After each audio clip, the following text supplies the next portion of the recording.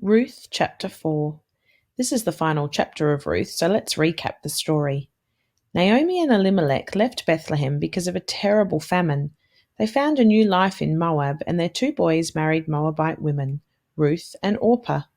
Before too long, all the men died, leaving the women alone and in need. Naomi decided to go back to Bethlehem, and Ruth decided to go with her. Ruth then met a man named Boaz, who was actually part of Naomi's family. He was a guardian redeemer. However, we left the story last week with Boaz promising to look after Ruth, but telling her there was actually one other man who was a closer relation. This is where our story takes us today. Boaz meets with the other guardian redeemer, and it is decided that Boaz will marry Ruth. After they are married, they have a son named Obed. This brings such joy to the family, especially Naomi. There is a promise and a future for her family again. We learn a little bit more about Ruth's family. Her son, Obed, is the father of Jesse, and Jesse is the father of David, who becomes king of Israel.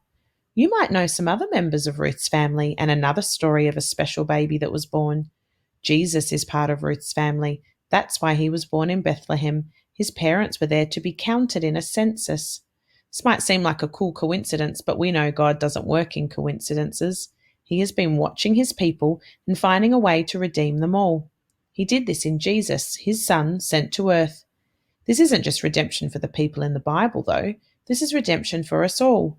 Jesus is our Redeemer. In fact, he is the Redeemer of the whole world for all time. And just like he used Boaz, Naomi, and Ruth, he uses all of us to share the amazing story of his redeeming love. What an awesome thing the gift of grace is.